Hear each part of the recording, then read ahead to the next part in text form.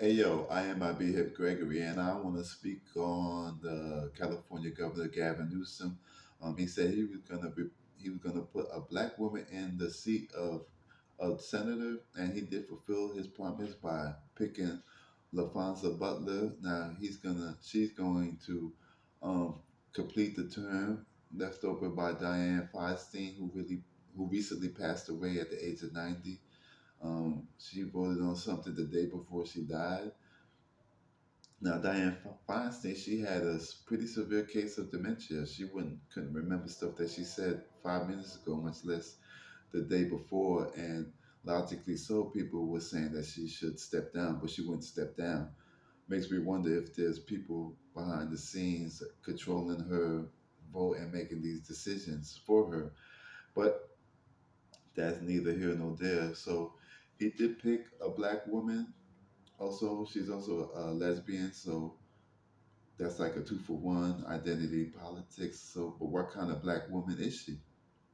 Unfortunately, um, like a lot of politicians, they seem to start off good, in my opinion, and then they fall off or sell out. She's the former president of Emily's List, a women's rights group, reproductive rights. So they fight on the behalf of women. So I mean, okay, she fought for in 2015. She was a leader in the fight for $15 an hour minimum wage. I like that. That's good. She's a former labor leader, so she fought for the workers. Like that. More recently, she was the senior advisor for Kamala Harris' 2020 campaign. Okay, we're not gonna hold that against her, but then she became a member of SCRB Strategies, which just happens to be the political consultant firm for Governor Gavin Newsom. Can you say conflict of interest, boys and girls? And when she became a member of that, that's when the switch happened. That's when she flip flopped and she turned her back on workers. An example of that, she represented or lobbied for Uber, which paid the company $185,000, and she allowed successfully beating the drivers who wanted to be treated like employees, asking for stuff like sick time, and they wanted to be part of a union and healthcare, and they wanted retirement, and they were defeated with the help of Laphonza Butler. She also, the company SCRB Strategies, they also fought on behalf of PG&E, the electrical firm out there, and they fought against the regulators because who were trying to get them to update and upgrade their systems. And they had an explosion which killed 8 people and injured 58. The wiring was so old and faulty that it would fall from the electrical poles and start wildfires, which killed people and did crazy damage.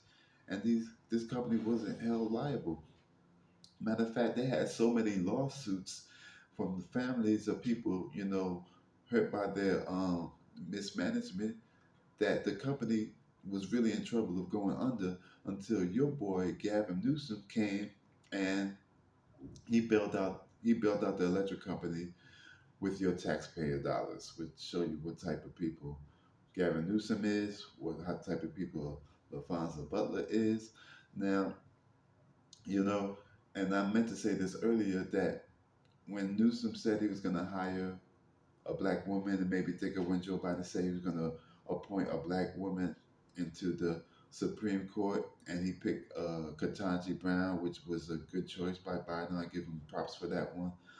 But I remember Republicans coming out with their racist rhetoric, oh, this is just an affirmative action, because she's not deserving and stuff like that, when Ketanji Brown is more qualified than anybody else. But and it wasn't that long before that when RBG passed away, and Trump said he was going to replace it with another woman, and nobody had any problem. The only difference from what Joe Biden said was he added the word black to it, so you show you where the problem lies there. But it made me think, instead of saying I'm gonna put a black person in this position, why not just say you're gonna put the best person in position, then hire a black woman?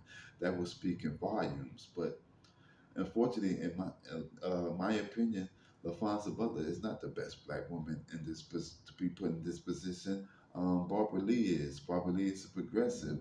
She's a member of the Black Caucus now, the Congressional Black Caucus, and the Black Congressional Black Caucus, which is not a progressive group at all by far. They is moderate. They're pretty corporate. They are they've been, pushing for Barbara Lee to be his choice before and even afterward, even after the announcement. Now, and citing Barbara Lee's unparalleled record, you know, saying her leadership is and her commitment to equality and justice, can't be matched. So for them speaking out for her, it means a lot. And I saw something, Barbara Lee, which is obviously a black woman. I saw somewhere how black women, how hard it is then for them to win elected office. They don't get no money. They don't get no attention from the media. That's what's happening to Barbara Lee because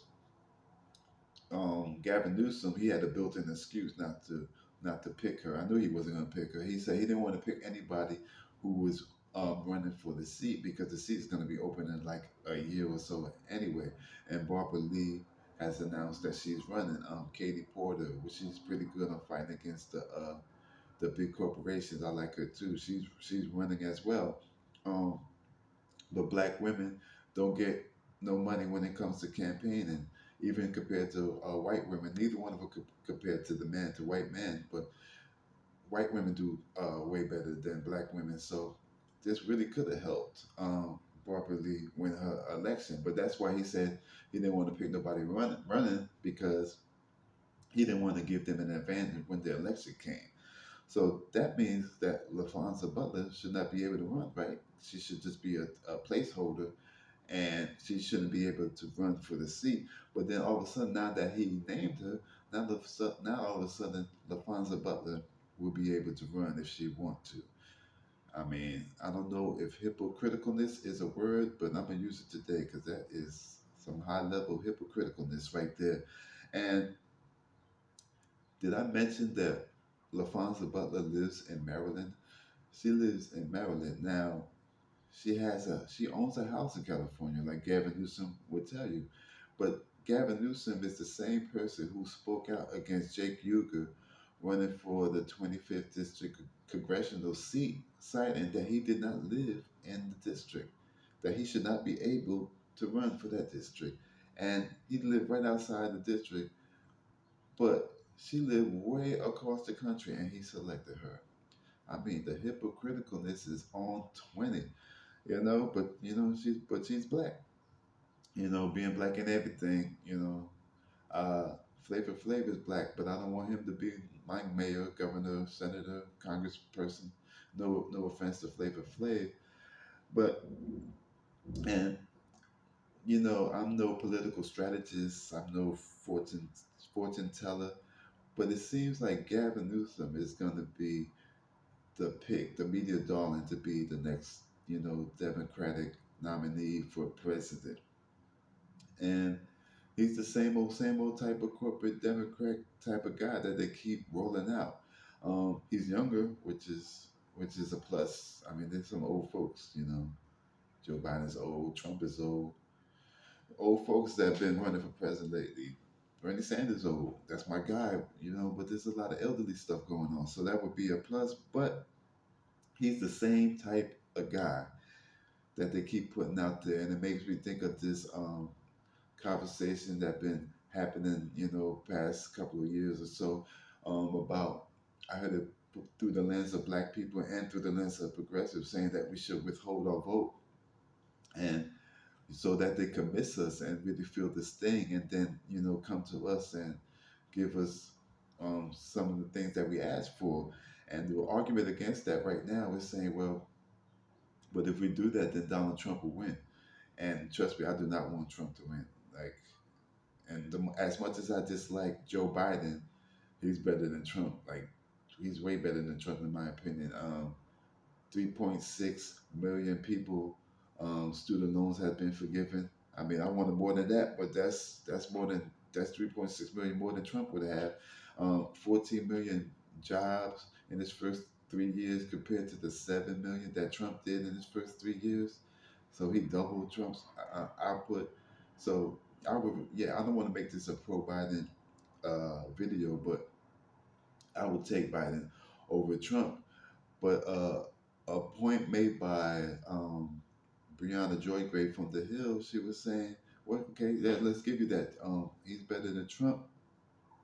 So, but then next time, and when DeSantis is running, we'd be in the same position that we are right now, because DeSantis is just as bad as Trump, maybe worse. I mean, as just from short from stealing the election, then he's the same type of guy. He might be worse because he might be more successful in accomplishing this type of stuff. So we'd be so I don't. I mean, so that's a good point because I mean, look, we're in the same position as 2016 when it was Trump against Hillary Clinton. I didn't want either one of them. And then in 2020, it was Trump against Biden. Same position. Now 2024 is the same thing. Trump against Biden again. I mean, we got to do something to make a change. And plus, who's to say that Joe Biden's going to beat Trump anyway? I mean, Biden's popularity is in the shitter. I mean, I don't know how much stock you could put in the polls, but they're saying that if the election was to happen today, that Trump would win. I mean, look, um, Trump, Hillary had 3 million more votes than Trump, and he still won. Joe Biden had 7 million more votes than Trump, and if it wasn't for 143,000 votes in three different states, Arizona, Georgia, I forgot the last one, then Trump would be president. So I don't know. I need a change. So what y'all say? What y'all want to do? You want to be ballers, shot callers? That's all for me. Peace. Hip Gregory out.